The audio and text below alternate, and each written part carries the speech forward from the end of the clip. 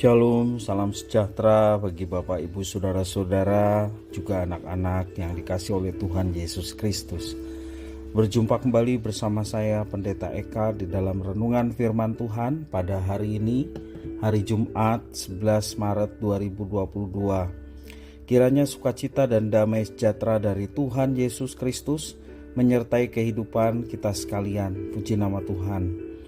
Sampai pada pembacaan kita hari ini, kitab Mazmur yang ke-60. Kiranya firman Tuhan yang kita baca sungguh memberkati kita sekalian. Baik Bapak, Ibu, Saudara-saudara, sebelum kita merenungkan bagian firman Tuhan yang kita akan bersama-sama baca dan renungkan, terlebih dahulu kita akan berdoa. Tuhan Allah Bapa di surga, yang kami puja, kami sembah di dalam Yesus Kristus, kami sungguh bersyukur dan berterima kasih kepada Tuhan yang memelihara hidup kami sampai pada hari ini. Dan kami mau terus memperdengarkan hati dan pikiran kami kebenaran firman Tuhan. Engkau mampukan kami bukan saja untuk memahaminya, tetapi Engkau mampukan kami untuk kami dapat terapkan dalam hidup kami. Terima kasih Bapa, terpujilah namamu. Demi nama Tuhan Yesus Kristus kami sudah berdoa dan bersyukur. Haleluya, amin. Mazmur yang ke-60 untuk pemimpin biduan menurut lagu Bunga Bakung Kesaksian, Miktam dari Daud untuk diajarkan. Ketika ia memerangi orang Aram Mesopotamia dan orang Aram Zoba, dan ketika Yoab pada waktu pulang telah memukul kalah 12.000 orang Edom di lembah Asin.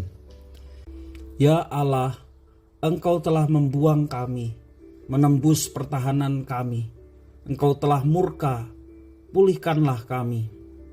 Engkau telah menggoncangkan bumi dan membelahnya.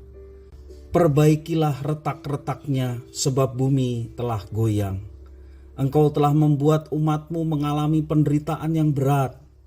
Engkau telah memberi kami minum anggur yang memusingkan. Kepada mereka yang takut kepadamu telah kau berikan panji-panji, tanda untuk berlindung terhadap panah. Supaya terluput orang-orang yang kau cintai, berikanlah keselamatan dengan tangan kananmu dan jawablah kami. Allah telah berfirman di tempat kudusnya, aku hendak beria-ria, aku hendak membagi-bagikan Sikem dan lembah Sukot, hendak kuukur. Punyaku Gilead dan punyaku Manasye. Efraim ialah perlindungan kepalaku. Yehuda ialah tongkat kerajaanku.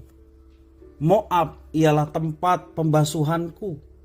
Kepada Edom aku melemparkan kasutku. Karena Filistea aku bersorak-sorai. Siapakah yang akan membawa aku ke kota yang berkubu? Siapakah yang menuntun aku ke Edom?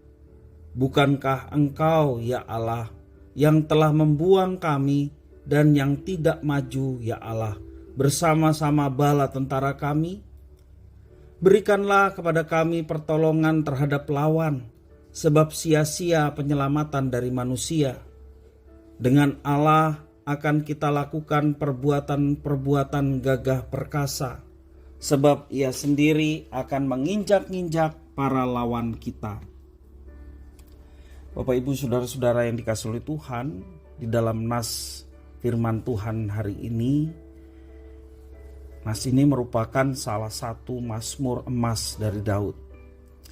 Mazmur ini ditulis untuk diajarkan dan dijadikan pedoman hidup bagi semua generasi, agar mereka menyadari bahwa Tuhan Allah adalah sandaran yang kokoh dan solusi yang tepat bagi kehidupan. Peristiwa apa yang telah dialami oleh pemazmur sehingga ia sampai pada kesimpulan seperti itu? Di awal pemerintahannya, Daud dan armada perangnya secara terus-menerus mengalami kemenangan atas Filistin, Aram, Moab, Suria, Edom, Amon, juga Amalek. Itu kalau kita lihat di dalam kitab 2 Samuel dan Tawarik, itu kemenangan Daud atas daerah-daerah itu. Namun kemenangan yang diperoleh oleh Daud tidak berlangsung lama. Daud dan rakyatnya dipermalukan oleh Tuhan sendiri di hadapan para musuhnya. Hal ini jelas terlihat dari ungkapan pemazmur melalui kata membuang, menggoncangkan, menembus pertahanan, mengalami penderitaan, juga memberi minuman anggur dan sebagainya. Itu melalui kata-kata seperti itu kita dapat melihat betapa hebatnya ratapan pemazmur yang meminta pertolongan Tuhan. Apa yang menjadi penyebab kekalahan bangsa Israel? Memang tidak dijelaskan dalam Mazmur ini. Apa yang telah dilakukan oleh Daud dan rakyatnya sehingga Tuhan begitu murka atas mereka. Salah satu yang pasti, perbuatan dan perilaku mereka, yakni bangsa Israel juga Daud, sudah melampaui batas dan menyinggung martabat Tuhan. Akibatnya Tuhan memakai para seteru Israel untuk menggempur umatnya. Dalam bait yang 11-12. Gempuran yang begitu hebat diungkapkan seperti bumi goyang dan minum anggur yang memusingkan. Hukuman Tuhan menunjukkan bahwa segala sesuatu yang ada di dunia adalah miliknya dan berada di bawah kakinya. Bahkan kemenangan mereka pun itu diberi oleh Tuhan. Mendengar jawaban Tuhan, pemazmur merendahkan diri di hadapannya. Pemazmur menyadari bahwa Tuhan adalah solusi yang tepat. Tanpa penyertaannya, Israel hanyalah kesia-siaan. Dalam permohonan doa dari pemazmur meminta kiranya Tuhan mengampuni dosa bangsanya dan kembali menyertai umat yang dikasihinya. Bapak Ibu Saudara-saudara yang dikasihi oleh Tuhan, di dalam teks firman Tuhan hari ini mengajarkan kepada kita bahwa Tuhan adalah solusi dalam segala kehidupan kita. Tidak ada persoalan yang tidak dapat diatasi apabila kita datang ke hadapannya. Dialah solusi bagi kehidupan kita. Bapak Ibu Saudara-saudara yang dikasihi oleh Tuhan, terlepas kita sedang mengalami tantangan hidup, persoalan, pergumulan, mungkin akibat dari kesalahan kita, atau mungkin juga dari kesalahan orang lain, atau penyebabnya apapun itu. Bapak Ibu Saudara-saudara, dialah solusi kehidupan kita.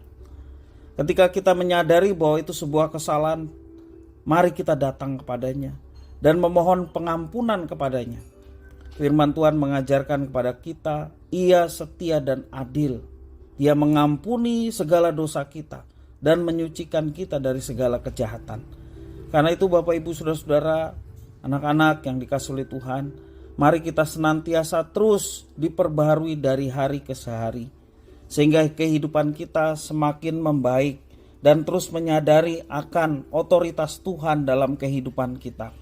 Sehingga hidup kita selalu diingatkan bahwa ada Tuhan yang menyertai. Ada Tuhan yang berkuasa atas kehidupan kita.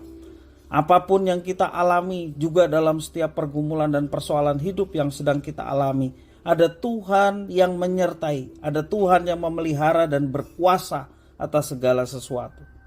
Bapak Ibu Saudara-saudara, pengalaman bangsa Israel ketika mereka berperang, sesungguhnya mereka bukanlah pasukan yang begitu gagah perkasa, tetapi mereka bisa mengalahkan bangsa-bangsa yang secara kasat mata lebih hebat, lebih kuat.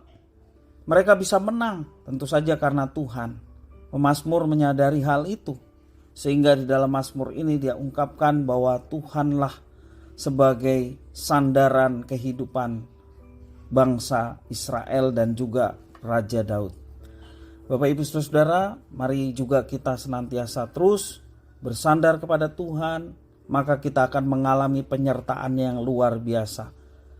Bukan saja pada saat situasi yang kondusif dan baik, terlebih juga pada saat kita mengalami tantangan dan persoalan hidup, Dia yang akan menolong, menyertai, bahkan memberikan kemenangan bagi setiap anak-anaknya. Kiranya firman Tuhan ini memberkati kita sekalian. Mari kita berdoa. Tuhan Allah Bapa di surga, kami sungguh bersyukur dan berterima kasih atas firman Tuhan Mampukan kami Tuhan untuk senantiasa terus bersandar pada Tuhan, sehingga kami boleh terus meraih kemenangan. Di dalam Yesus Kristus kami sudah berdoa. Haleluya. Amin.